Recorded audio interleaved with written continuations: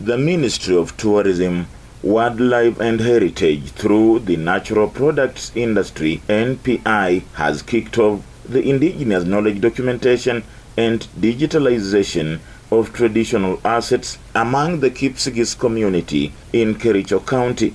The ministry is implementing the program in partnership with different government agencies, county governments, and local communities, with the aim of protecting, promoting, and valorization of Kenya's traditional knowledge and associated assets. Speaking in Kericho town during the launching of the program, the Director of Culture in the Ministry of Tourism, Wildlife and Heritage, Dr. Kiprono Lagat, said the program is part of the government's effort to operationalize Kenyan Protection of Traditional Knowledge and Cultural Expressions Act 2016 that was revised in 2018. The DoDi project is being implemented through partnership with different stakeholders, including state agencies, county government, and indigenous peoples and local communities. The project is part of the government's effort to implement Kenya's Protection of Traditional Knowledge and Cultural Expressions Act of 2016 that was revised in 2018. And we are currently developing regulations to enable its operationalization to become easier. Ladies and gentlemen, this project seeks to cover all the 47 counties in line with the TK and CE Act, but is being rolled out in phases. The main focus is to document and digitize indigenous knowledge, intellectual assets of all the communities in Kenya.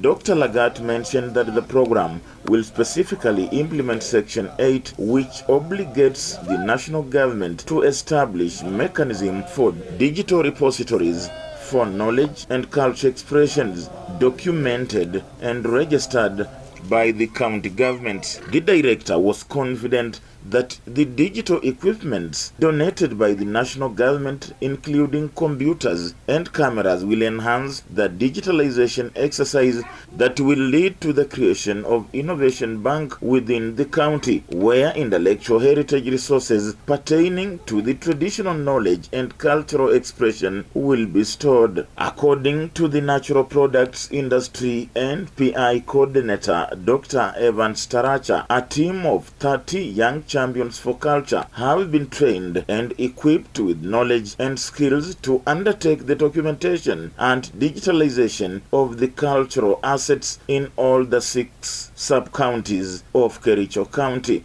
Protection of Traditional Knowledge and Cultural Expressions Act 2016 ikabadilishwa 2018. On her part, the Kericho County Executive Committee member for Education, Culture, Libraries and Social Services, Judith Chirchir, who represented the county governor at the launching event, underscored the significance of culture, saying a budget will soon be allocated for the purpose of preservation of culture in Kericho County. We are going to have a budget for this. The governor is very supportive, and we'll have a budget line.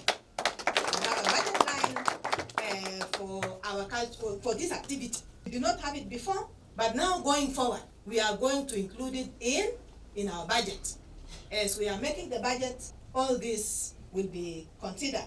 The chairman of the Kipsigis Culture Heritage Restoration, Joel Kimeto, has expressed optimism that the preservation of the Kipsigis culture is now a reality. We are happy to report that we as Kipsigis community, Kericho County, and who are lucky to be among the 13 counties chosen for the same, are ready for the project program rollout in our country. We are aware that the protection of our traditional knowledge and our culture expressions, saying future generations will be in a better place to learn the history of our Kenyan communities. According to Protection of Traditional Knowledge and Cultural Expressions Act 2016 that was revised in 2018, traditional knowledge associated with cultural expression, verbal and non-verbal, including stories, epics, legends, poetry, riddles, words, signs, names, symbols, ceremonies, way of communication, sacred sites and objects, creative industry, therapy, chants, dispute resolution mechanism, sports and other forms of entertainment, among others. The Act further stipulates that traditional knowledge associated with genetic resources or other components of biological diversity include microbial resources, plant and animal resources in food, agriculture, health, environmental services and traditional technologies, material science, as well as implements and tools manufacture and know-how.